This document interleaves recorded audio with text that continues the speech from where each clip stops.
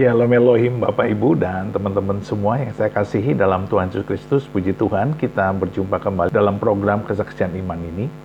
Dan saya berdoa Bapak Ibu sehat ya, bahagia dan dalam perlindungan Tuhan yang sempurna.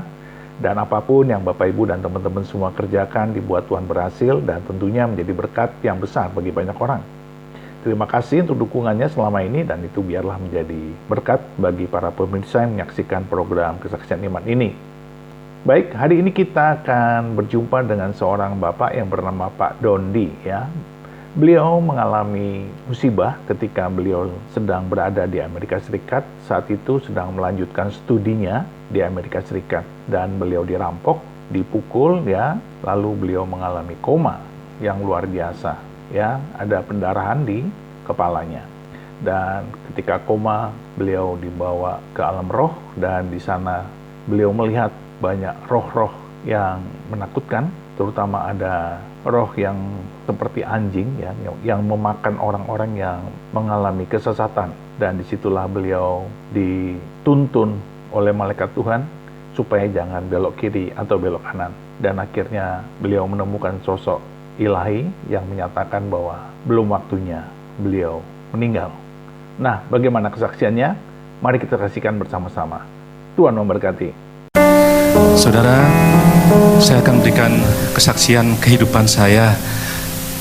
Kesaksian ini saya awali ketika saya berangkat ke Amerika di tahun 2000, saudara, di kota San Francisco.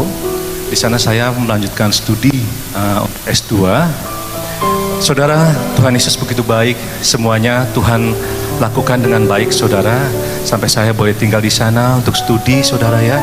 Dan juga saya, walaupun saat itu istri dan anak saya tidak ikut, saudara, tinggal di rumah orang tua saya.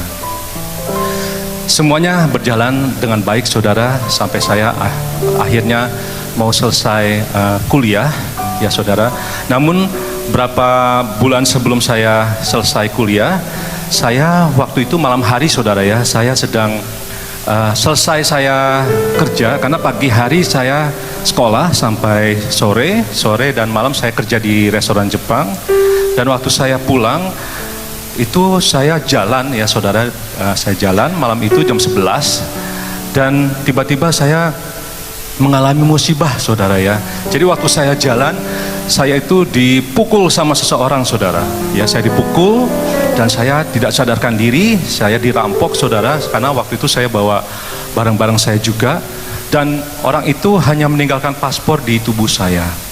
Jadi malam itu saya jatuh dan tidak sadarkan diri karena pendarahan besar, saudara.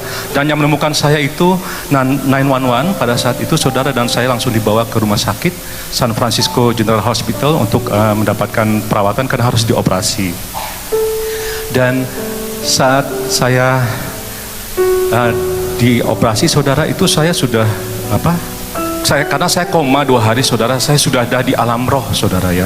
Jadi pada saat itu saya di alam roh, saya juga sedang berjalan, saudara. Jadi saya berjalan, saya lihat di kiri kanan saya itu gang-gang, saudara. Di gangnya itu banyak orang-orang yang menunggu di pinggiran gang. Jadi setiap orang yang belok itu, yang orang penunggunya itu berubah jadi anjing, jadi memakan orang yang belok, saudara. Saya takut, pada saat itu saya teriak mama papa, tapi tidak ada yang dengar.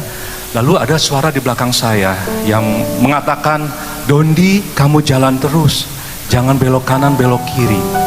Namun suara di ganggang itu menyuruh saya belok, saudara. Namun suara di belakang saya menyuruh saya untuk berjalan terus.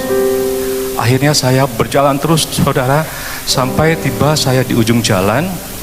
Dan ketika saya berada di ujung jalan, saya bertemu dengan seorang wanita. Wanita ini berkata kepada saya, "I know your name is Dondi, right?"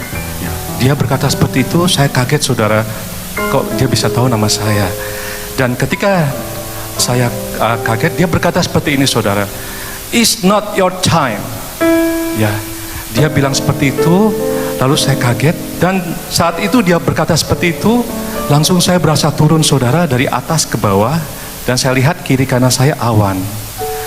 Dan saya lihat pas saya sadar, saya ada di rumah sakit dan di kiri saya ada adik saya dan sepupu saya yang memang sekolah di sana.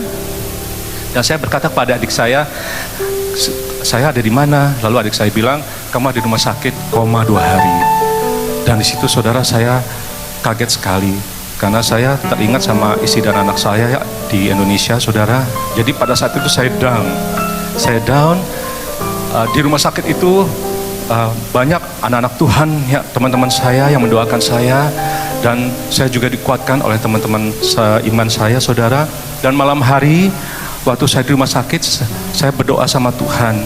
Saya menangis, saudara. Saya minta sama Tuhan, Tuhan, saya tidak mau di sini. Saya ingin pulang ke Indonesia, ingin bertemu dengan anak dan istri saya. Dan malam hari itu, saudara, setelah saya berdoa, paginya istri saya telepon saya bahwa ia akan menjemput saya untuk pulang ke Indonesia. Dan puji Tuhan, saudara, saya juga kaget, istri saya kok bisa mau jemput saya ke Amerika. Karena saya tidak boleh pulang sendiri, karena dari rumah sakit tidak memperbolehkan saya pulang sendiri, karena dalam keadaan kepala saya yang baru dioperasi. Akhirnya istri saya juga mendapatkan visa di kedutaan Surabaya, saudara ya, karena di kedutaan Jakarta itu ada ancaman bom pada saat itu. Jadi saya ke Surabaya untuk mendapatkan visa, dan akhirnya berangkat ke Amerika untuk menjemput saya. Dan pada saat saya juga pulang ke Jakarta, saudara, itu saya ada pada saat perjalanan pulang ke Jakarta naik pesawat, itu di dalam pesawat saya sudah mau buka pintu pesawatnya, saudara. Namun istri saya bilang jangan, karena memang pengaruh obatnya keras sekali. Dan sampai saya di Jakarta juga saya merasakan sendiri, saudara, penderitaan saya waktu itu, sakitnya teramat sangat, sampai saya akhirnya ingin. Karena waktu itu saya melihat istri saya itu sering berubah-berubah, saudara. Jadi sedetik-sedetik itu berubah terus. Jadi saya takut sekali. Saya bilang sama Tuhan, Tuhan ini sakit apa? Dan akhirnya saya bertemu dengan seorang pendeta, dan pendeta itu mendoakan saya. Lalu pendeta itu bilang bahwa saya tidak usah minum obat-obatan itu lagi. Dan akhirnya puji Tuhan, Tuhan Yesus sembuhkan dengan mujizatnya yang luar biasa, saudara.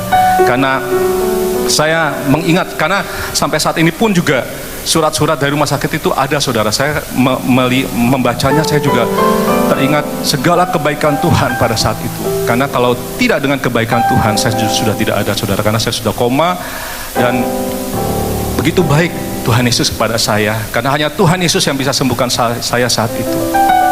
Dan saudara, sampai saat ini juga saya berterima kasih sama Tuhan, saya sudah sembuh dan saya boleh melayani Tuhan. Dan saya ingin menyatakan, saudara, bahwa apapun keadaan kita saat ini, Tuhan Yesus sungguh baik, ya saudara, bahwa mukjizat Tuhan selalu ada. Bahkan dalam kehidupan saya boleh merasakan semua itu, bahwa saya boleh alami.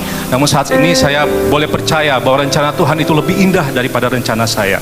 Karena semuanya Tuhan berikan segala sesuatu yang indah bagi kita semua, saudara, asalkan kita percaya bahwa mukjizat Tuhan selalu ada. Amin, saudara.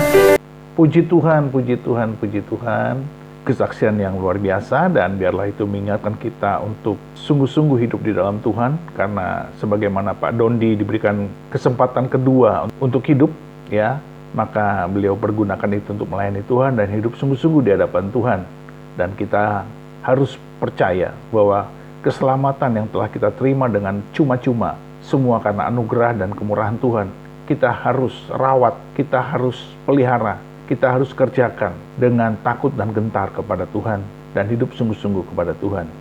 Mari Bapak Ibu dan teman-teman semua yang saya kasih dalam Tuhan Yesus Kristus, teruslah menjadi anak Tuhan yang setia, yang sungguh-sungguh kepada Tuhan, dan mengerjakan keselamatan kita dengan takut dan gentar. Tetap berdoa, tetap bersaksi, tetap menjadi alat di tangan Tuhan yang mulia, dan Tuhan memberkati kita di dalam nama Bapa dan Anak dan Roh Kudus, di dalam nama Tuhan Yesus Kristus. Haleluya, haleluya, haleluya. Amin, amin, amin.